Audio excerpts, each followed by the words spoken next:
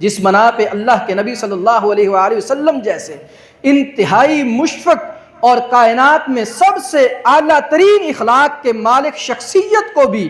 آپ کے نعوذ باللہ دندان مبارک بھی شہید کر دیے گئے، آپ کی پیشانی مبارک کے اوپر نعوذ باللہ پتھر مارے گئے،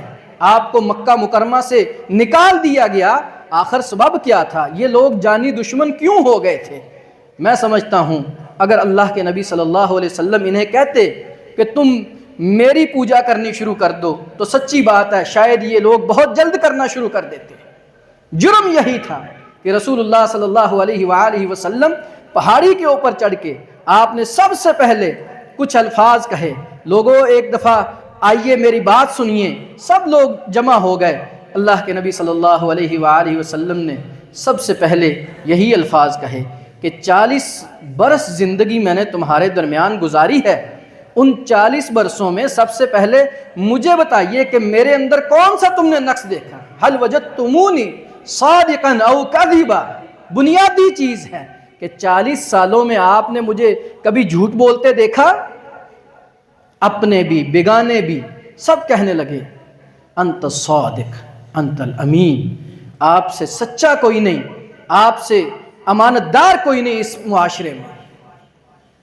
پھر اللہ کے نبی صلی اللہ علیہ وسلم نے آپ نے فرمایا کہ اس پہاڑی کی دوسری طرف اگر میں یہ کہوں کہ ایک بڑا لشکر تمہارے اوپر حملہ کرنے والا ہے، فوراً کہنے لگے ہاں ہم اس کی تیاری کریں گے، اس کے ساتھ لڑائی کی۔ پھر اللہ کے نبی صلی اللہ علیہ وسلم نے فرمایا لوگو میں آپ کی کامیابی کے لیے یہ بات کہنا چاہتا ہوں، قولوا لا الہ الا اللہ، کہہ دیجئے اللہ کے سوا کوئی معبود برحق نہیں ہے، تفلحو، تم ہی کامیاب ہو جاؤ گے، تملک العرب والعجم، عرب و عجم کے مالک ہو جاؤ گے تم۔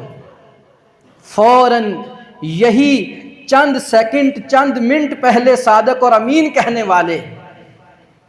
جب اللہ کی وحدانیت کی بات آئی تو فوراً آپ صلی اللہ علیہ وآلہ وسلم کے مخالف ہو گئے۔ بنیادی اختلاف ہی عقیدے سے شروع ہوا تھا۔ عقیدہ توحید اگر ہے